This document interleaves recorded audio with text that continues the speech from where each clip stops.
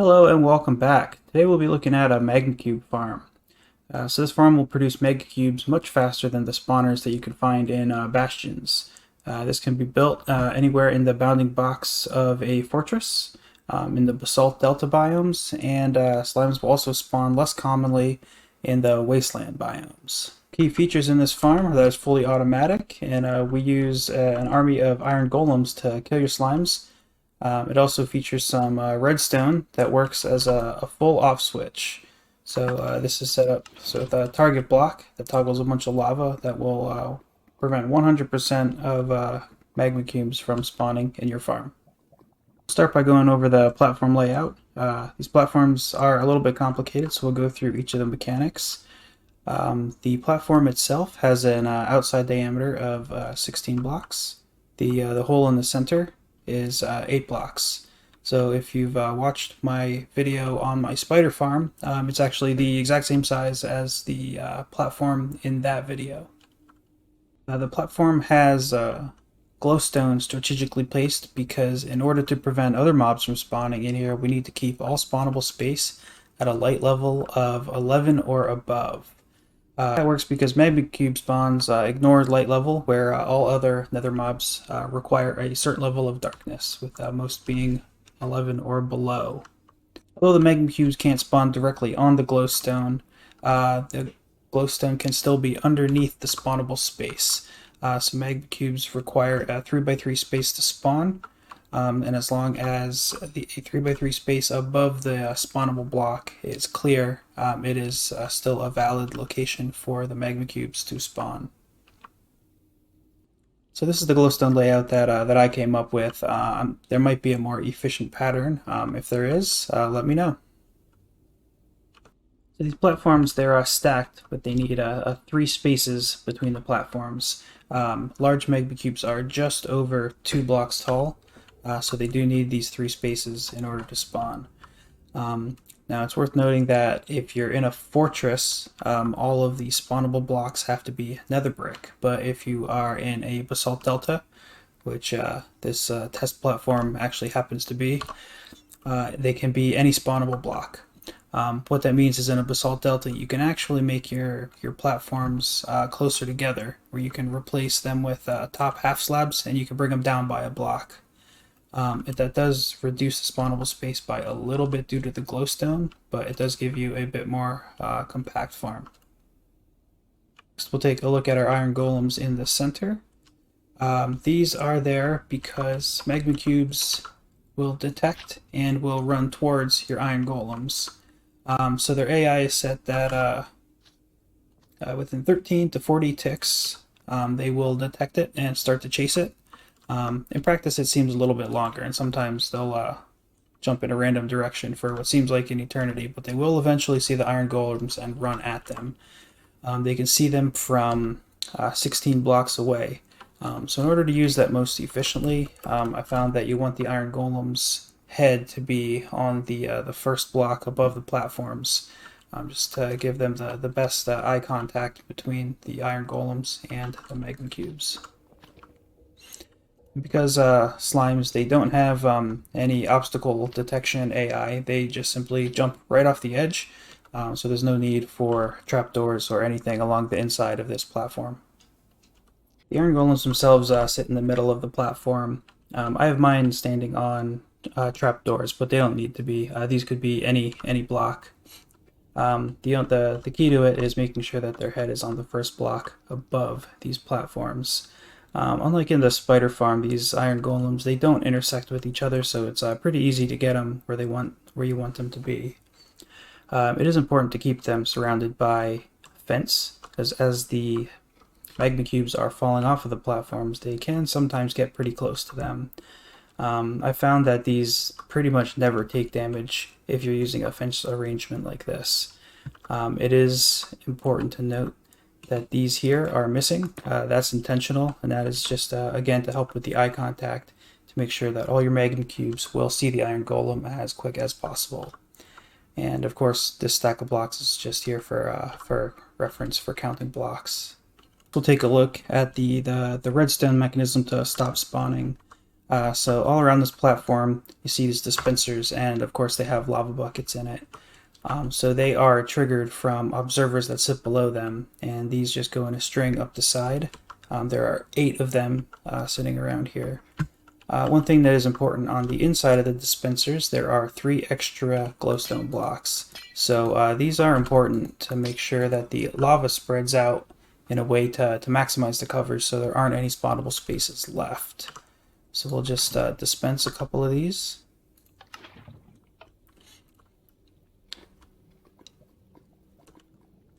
And you'll notice in the middle here, there are still some blocks that aren't covered, and this is fine because there is no one spawnable block that has a clear 3x3 space around it. So magma cubes will never spawn in this space. One other note is there are added glass blocks here, and that is just to take up this extra lava flow block.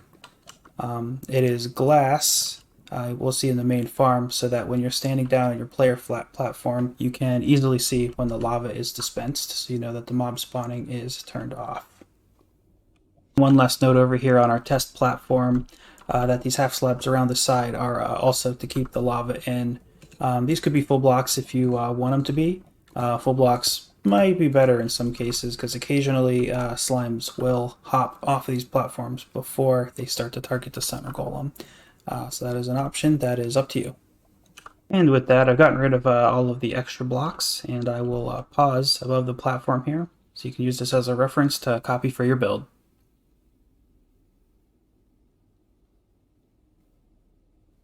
Alright, we're back over here at the main farm, so we'll come in here and take a look at some of the dimensions of this. I have some iron blocks set up here just for reference.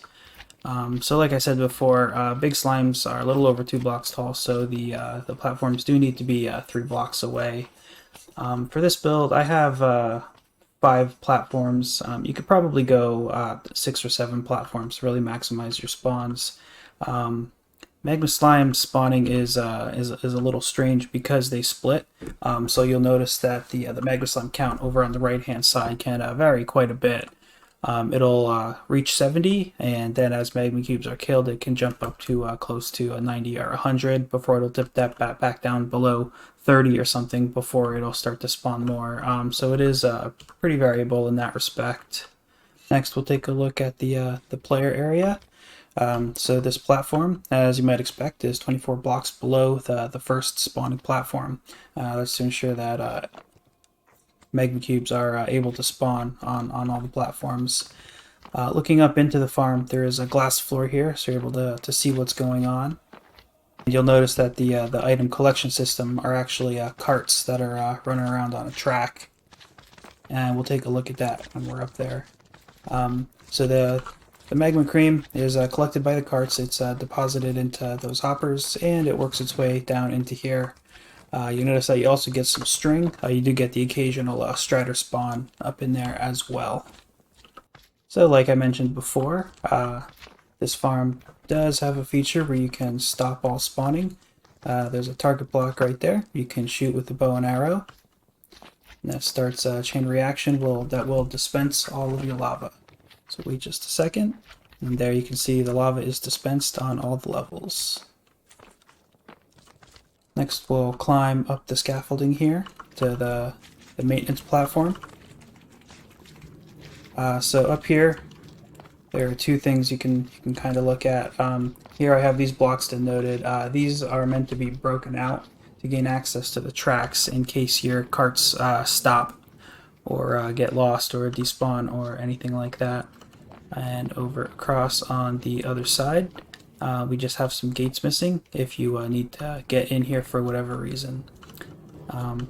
So you notice that there are some magma creams that don't get picked up by the carts either because they die too close to the center off of the tracks. If you wanted to, you could build more than 3 rings of track around here and add them into your hopper line. So around the edge here you can see your iron golem army. This does take a pretty considerable amount of iron to make, so this farm would have to be built after you have a good iron farm going in your world. It's worth noting that Iron Golem AI can have strange targeting.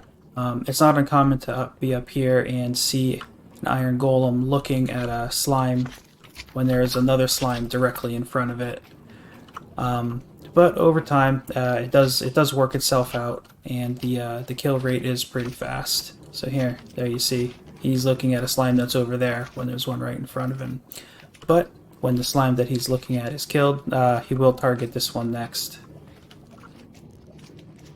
Sometimes when slimes fall down here, they do target this center golem, mostly just the big slimes. And since the big ones can jump pretty high, they will jump up here, and he will actually give the big ones a hit once or twice to split them into the medium slimes. The medium slimes will no longer be able to see them, and they will target one of the outside golems.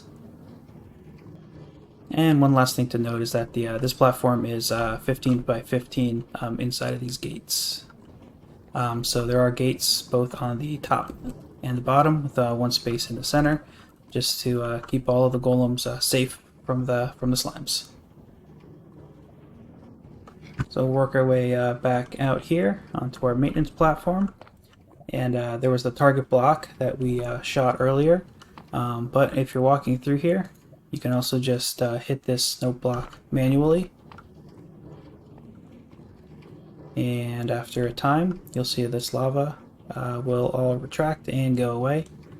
And your spawning will resume. We'll head back outside the farm and we'll take a look at some of the redstone in a little more detail. So we talked about this target block already. So the target block is next to a sticky piston, and the sticky piston is stuck to the non-redstone side of an observer. So when this target block outputs a redstone signal, it extends the piston. The piston pushes the observer into the note block and emits a pulse. The way observers work is when they're pushed by a piston like this, they will have a redstone pulse after they're pushed, and then when they're retracted, then the second pulse is after they're retracted. So the note block will only get one redstone pulse, as you would want in a case like this.